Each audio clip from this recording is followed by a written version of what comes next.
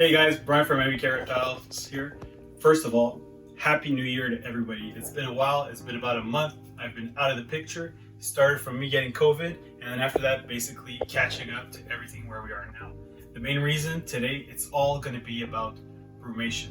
So we're going to be talking about how we're cooling down our colubrids and even our leopard geckos, but I'm going to be showcasing you guys definitely about our colubrids and a couple of other little projects.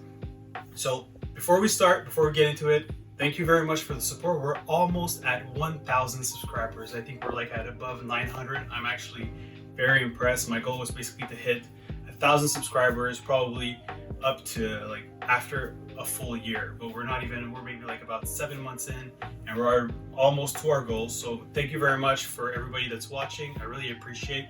Like this video if you like this content, and then subscribe to our channel, share it. We love it. Thank you so much for everything. So anyway, let's get into the snake business. So right away, basically coming around like November, December, we start emptying out our colubrids. So I'm going to explain to you like the whole process that we do. So we basically stop feeding all our adult colubrids for about 3 weeks so that they basically digest all their food. This is very crucial because when you cool them down, their digestive systems need to be completely emptied.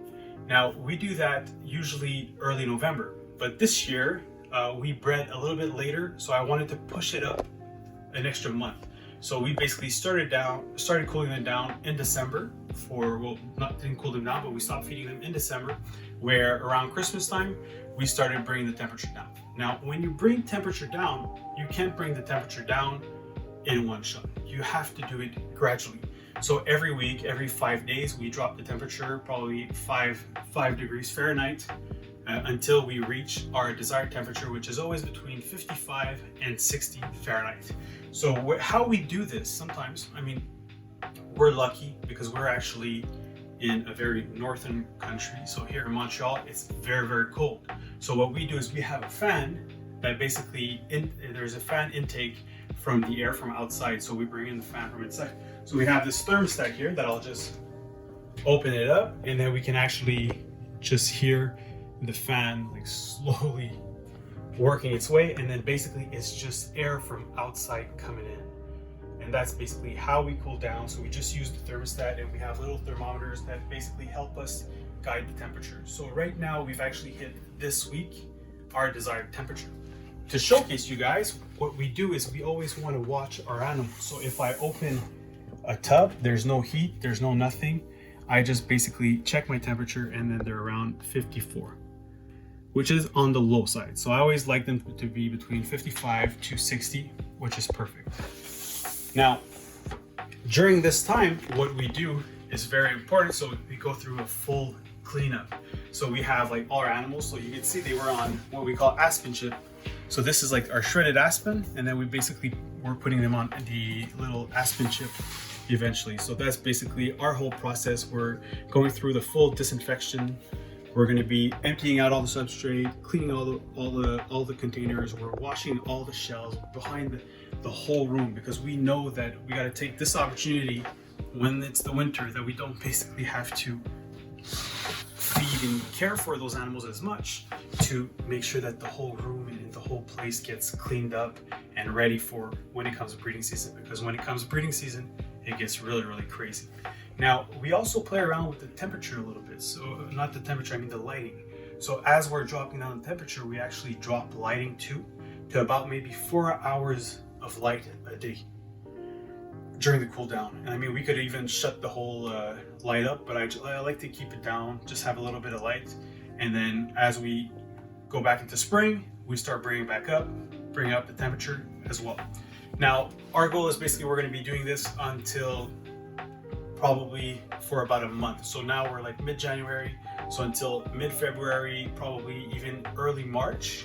We're going to leave them in full cool down mode, and then we're going to start bringing the temperature up. When you bring up the temperature, we actually bring up the temperature much faster, because as you start bringing back heat, then their digestive system starts. But I mean, they haven't been feeding for about 3 months, so you don't want them to start losing weight. That's the most important thing. So from that point on, in March, we'll start bringing the temperature up, feed the animals, and we'll do a whole other video on how crazy it gets when we get to there. Now, there's other animals that we do. There's our leopard geckos. The leopard geckos is a little bit of the same concept, but what I do is I just shut off the temperature for about 3 weeks. After, like, basically I stopped feeding them for 3 weeks, I shut off the temperature, and then I started back up, and then the geckos get to breeding. It's just basically to stimulate their breeding cycles. We also have our tegus. Now the tegus go through, usually in nature, they go through a long brumation period. Like I think in Argentina is about like 6 months. We can't do that here. We don't have necessarily the facility set up to be able to do that, but we just bring them down to hibernation at the same time as our own colubrids. And basically to do so, we just put them in a bin with a little water bowl. They have their substrate and they just basically fall asleep. They'll wake up a little bit, go drink their water, and that's pretty much all they need. And they do really, really well.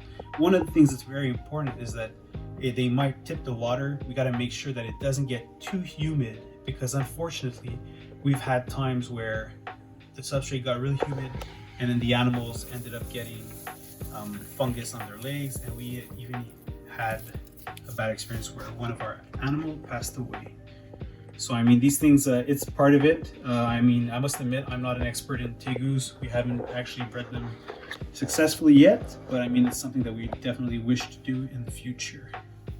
So I mean, they really look cool. Everything's on cool down mode, but it's all about resourcing and organizing everything. So I mean, since we're here, I mean, I think it's about, we've had enough like talk. So we're going to be showing you a couple of awesome animals that we have growing up, because this year is actually when you basically set up a project, you're actually like planning. You're planning short term, you're planning midterm, you're planning long term. Now this is almost like in the long term run. So we've been breeding scaleless corns for about 8 years now, and we have some awesome animals that we've actually like dreamt of producing, and we're going to be starting to breed them all together and make some really awesome stuff. Ooh. So check this out. So some little eye candy right here. Look at this. So this is a scaleless reverse Okiti tessera corsic. I mean, look at the contrast. The red, the white, the orange. This animal is completely insane. I think it's probably the most contrasted reptile I've ever seen. Yeah, like, it's insane. Legit. So I mean, for this animal now, this is a female. She is on the small side, but when it comes to age, she's from the 2019 season, so she'll be like 2 or 3 years old. So she's definitely okay. We're going to be monitoring her and probably breed her only once, either like with the first clutch or the second clutch. But I mean, she's definitely old enough, big enough to breed. We're just going to be expecting probably like a small amount of eggs. But I mean, for us, it doesn't matter if our animal gives us 8 eggs, 10 eggs. We're not trying to get the biggest clutches, especially on new animals like that. Now, compared to one of this is another one. So this is a scaleless tessera Okiti. Now this animal, as a 2019, is very big. So you can see the head. The head it's a small head, but it's a very chunky and thick looking snake. So I mean, a snake like this, even we can expect like 12, 15, even 20 eggs from a girl like her. But I mean, it's going to be amazing to see what we're able to produce, because I mean, if you look at the black on this animal, so these are probably from the Okiti line, also the Abbott line, which is really amazing. Has that sort of little paradox there too. Yeah, sort of. This could also even be a scab or something that happens. That's cool.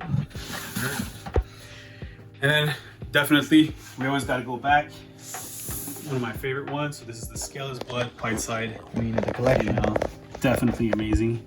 I mean, she's been doing really well for us the last few years. I mean, she's gained her weight, she's looking good, and we got to make sure. So like, we don't want our animals to be fat either. We want them to be just perfectly lean, going through hibernation, and then after that, we want them to be packing food once we start warming them back up, so that they take the food and they actually transfer it into not fat, but into the follicle development and the egg producing, like to produce more eggs during the breeding season. So guys, that's basically where we are now.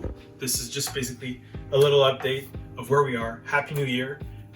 We can't wait to showcase you guys some awesome stuff. We're gonna have some really cool projects, and we'll dig in a little bit more into like special details on how we do certain things and little vision projects and different little things that we do.